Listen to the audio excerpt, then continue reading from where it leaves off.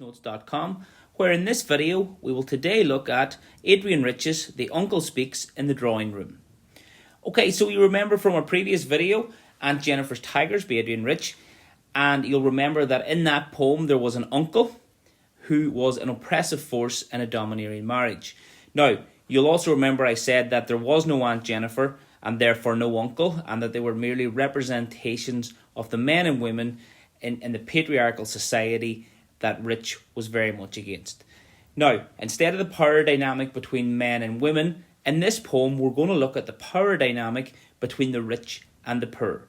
The uncle in this case representing the upper classes in society, who is arrogantly looking down on the working class, or the mob as they're called. So, like the other videos, I'm going to quickly go through the poem, and then I'm going to do a PowerPoint with a couple of quick notes on you, and then I want you to write down your own notes and a little visual representation, which will help you when it comes to your essays. Okay, so again, just like Aunt Jennifer's Tigers, a very structured poem, highlighting the kind of strict structure and social structure that exists at this time in relation to social class. Okay, now the speaker in this poem is the uncle. So the uncle is the speaker. So he's speaking in his drawing room. The drawing room is symbolic. What's it symbolic of? It's symbolic of wealth. Okay, it's a room where one would entertain guests in a wealthy and an opulent house. Okay, so I, in this case, is the uncle. I have seen the mob of late. So he looks upon these people as the mob. Okay, he looks down on them. Standing sullen in the square. Okay, so that we have sibilance there. And we also note how he says they're standing sullen in the square. So they have a sulky face on them. They're in the square, the mob. Okay, gazing with a sullen stare. So again, repetition there. At window, balcony and gate. So they're staring at the window, balcony and gate. Now, 3 words there, but again, loaded with suggestion here. The fact that the balcony is that he is up on the balcony and he is behind a gate. So he is looking down, okay? So symbolically, he is looking down on the mob, and in the way he's talking, he is talking down to them. There's a condescending and arrogant tone here. He's behind a gate. Okay, for security reasons. It highlights the wealth and opulence that he enjoys, and they're on the outside looking up at him at his balcony. If you think of some of the dictators throughout history, would stand at the balcony as the mob gathered below, and the vantage point that they're given highlights their superiority. Some have talked in bitter tones, some have held and fingered stones. So they're talking in bitter stone. There's talk of revolution. And some people they fingered stones. Have they lifted? Have they thought about violence? Okay. Have they thought of violence? So he's up on his balcony and the people below aren't happy. Okay, it's reminiscent of a lot of revolutions throughout the centuries. The French Revolution, where the people took back power. Here in this case, it's social class in the modern and Rich's. At Rich's time, it was the modern era. These are follies that subside. Okay, quite an arrogant tone there. Basically, these are problems that will go away. It's a silly thought that they're having. Let us consider nonetheless certain frailties of glass, which it cannot be denied, lead in times like these to fear for crystal vase and chandelier. Okay, again, very symbolic.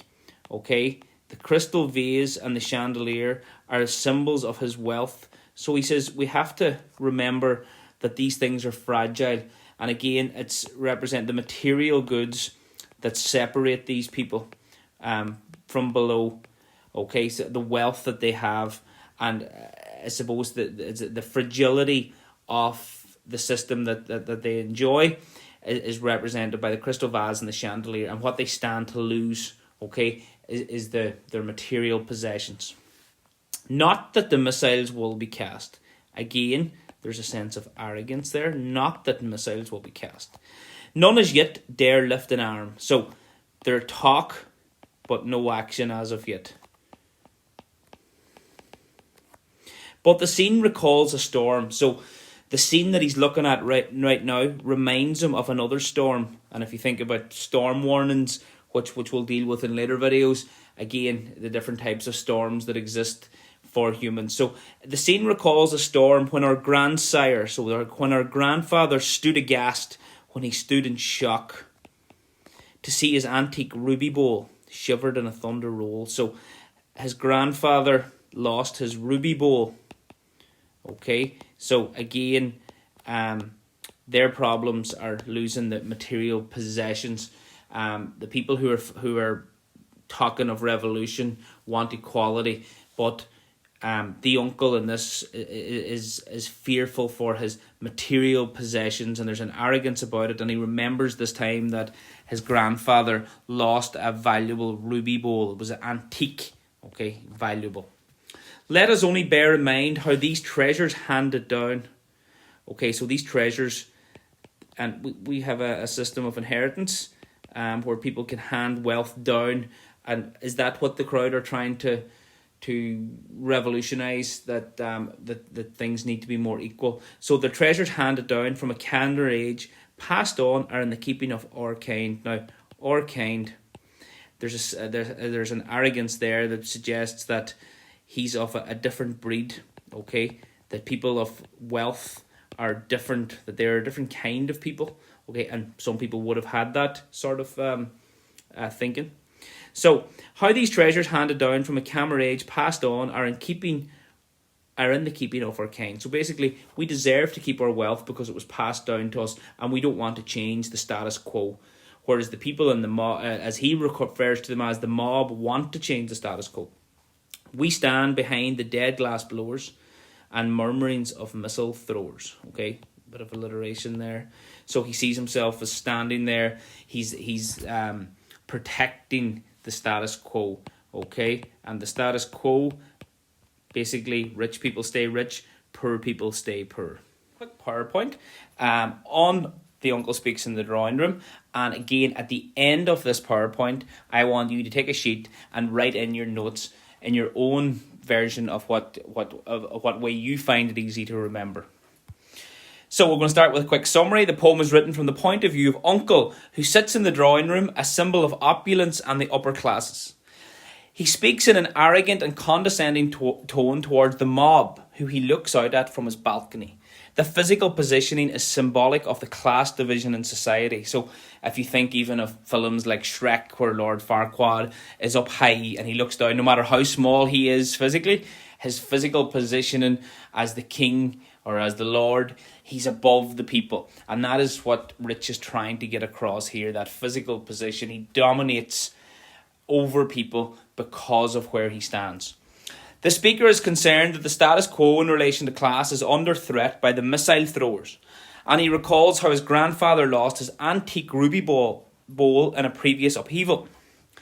The desire for material goods is also evident in the line, to fear for crystal vase and chandelier, showing the wealth the speaker has compared to those below him.